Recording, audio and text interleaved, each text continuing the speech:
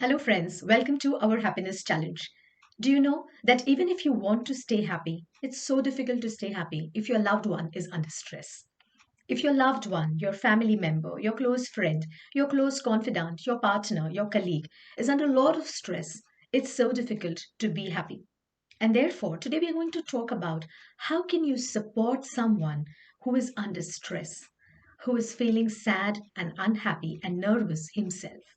What can you do so that you can help that person to come out of his unhappiness? Of course, if their problem is very major, taking help of a professional is something that's most important. But before that, just being present to that person, his needs, is also important. Very often, a person who's unhappy or sad could typically lash out at you, get angry at you, say things which hurt you. It is so easy to quickly fall into that trap of feeling hurt yourself and backlashing at the other person and getting into a fight or a quarrel with that other person.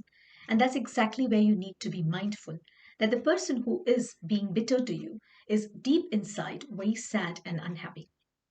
If the person keeps talking about his problem to you, it means that he is thinking about this problem day in and day out. It is constantly on his mind and it does not allow him to be at peace. That restlessness of his thoughts, of his anxiety, of his unhappiness drive him to be bitter, to be angry, to be irritable. This awareness of the situation helps us to not fall a victim to the situation. That's the first and the foremost tip that I would like to give you when it comes to managing relationships that are under stress or people in your contact who are going through a lot of stress.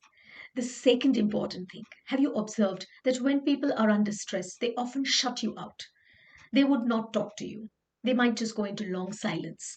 They might just say, I don't want to talk about this. Let's not talk about this. It's not important. It doesn't matter.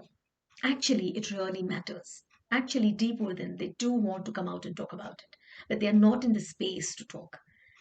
They are not in a space to communicate in a very healthy and effective manner. And the more they try to communicate, they realize that they mess up the matter even more. And therefore, they often feel that there's nobody that can help them. And so they prefer to shut a loved one out. Yet another important thing, just be present. Even if the other person tries to shut you out, realize that not to take this personally. Understand that they don't mean to hurt you. They are deeply hurting inside and they want help. Even if they shut you out, give them that space that they need for some time.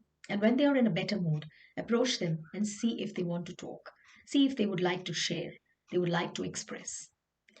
That is what is so important.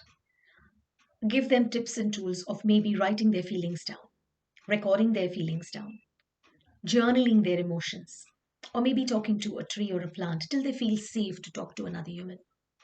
Often they are hurting inside so much, and somebody's hurt them so much that they don't trust someone to be of any comfort. And especially if you are the one who's hurt them, they definitely want to shut you out. They definitely want to give you a silent treatment, showing that they are not interested in talking to you and they are deeply hurt by you and they are unhappy. This is the time to stay positive, to stay balanced, to not take things personally, to not get attached to and become a victim yourself. The third important thing that these people do is a negative mindset. You will find them continuously talking about negative things, thinking negative thoughts, catastrophizing an event. Even if a small thing happens, they will blow it up in their mind. Or they might just say, this is never going to work. I don't think this will happen. This is just a waste of time. We are just spending a lot of money in this. This was never meant to happen. Maybe this relationship was not meant at all. This job is not meant for me. People don't understand me. So they are often maximizing the problem, they are generalizing the problem, they are grandizing the problem. At this time, it is so important to be present once again and understand that this is coming from the place of hurt that they are in. At such times, helping them to change to a positive mindset by simple small activities which will help them to clear their negativity is very important. Things like gratitude, things like forgiveness, things like mirror talk, affirmations can definitely help at your level. And if you feel that this is going deeper, do do feel free to reach out to someone who can help. Reach out to a therapist, a healer, a counselor. give them that space which is non judgmental, who can listen to them and understand them without any judgment. As family members, even though we try not to, it's so difficult not to be judgmental. And therefore, giving them a space, making that connection for them, helping them to understand that maybe their problem is something that needs a little bit of help, a little bit of tweak, a little bit of expertise is so important.